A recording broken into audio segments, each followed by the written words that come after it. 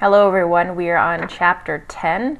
Chapter 10 is called Freedom, Philosophy, and Monism. So we're on paragraph 1. The naive man who acknowledges as real only what he can see with his eyes and grasp with his hands requires for his moral life also a basis for action that shall be perceptible to the senses. He requires someone or something to impart the basis for his action to him in a way that his senses can understand.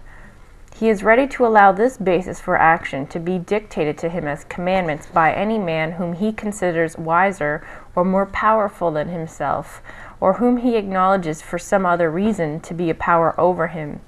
In this way, there arise as moral principles the authority of family, state, society, church, and God, as previously described.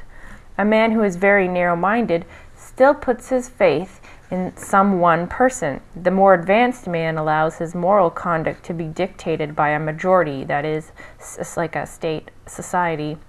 It is always on perceptible powers that he builds.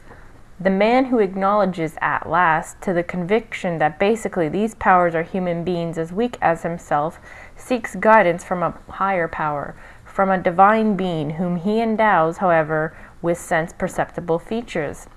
He conceives this being as communicating to him the conceptual content of his moral life, again in a perceptible way, whether it be, for example, that God appears in the burning bush, or that he moves about among men in manifest human shape, and that their ears can hear him telling them what to do and what not to do. Paragraph 1 is summarized as follows. For the naive realist, their moral life requires a basis for action that is perceptible to the senses. Someone or something must impart a basis for his actions in a way that his senses can understand. A person can put their faith in one individual or a majority, example, state, society. Eventually, one realizes that these powers are humans who are just as flawed as he is, and eventually seeks guidance from a higher power who he endows with sense-perceptible features. Basically, this paragraph now is bringing back what Steiner previously talked about when he was talking about naive realists and critical idealists. So now he's bringing them back, and he's talking about how they perceive their requirements for moral life. And for the naive person, he says here, he requires someone or something to impart the basis for his action to him in a way that his senses can understand.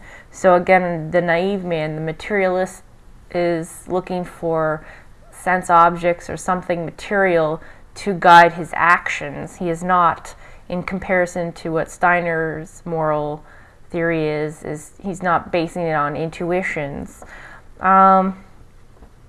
And so he'll look to commandments, dictated by people, and if he evolves enough, he'll look at a majority, which Steiner says like the state or the society, and eventually this person will realize that the people that he's searching for answers from, whether it be an individual or a group, he realizes eventually they're just as weak as himself. And so he seeks it from a divine being who he endows, again, with sense-perceptible features. As Steiner points out, it can be whether God appears in the bush or, looking for signs and whatnot.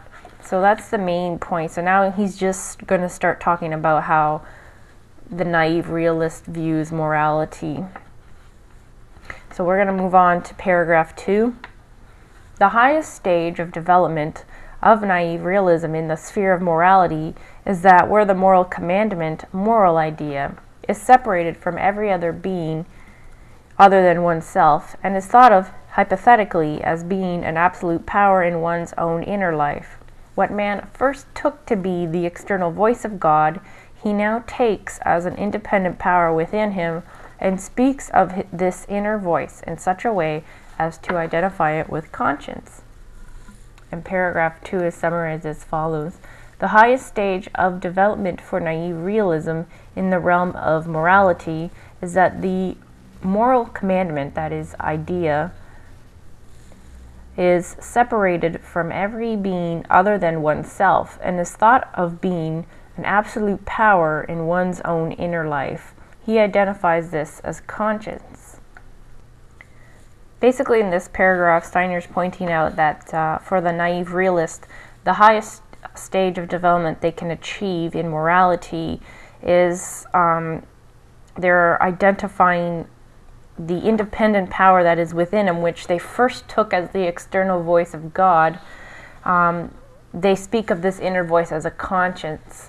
So what Steiner is identifying for the naive realist is that their highest moral attainment they can achieve is having a conscience, and which Steiner identifies as being separate from every other being other than oneself, and is thought to be a absolute power in one's own inner life. So that's basically what that paragraph is covering. At this point, Steiner will go on to discuss more of this idea, but at this point, the concept of a conscience isn't really, when you compare it to what Steiner was talking about, that the highest level of morality one can achieve is freedom.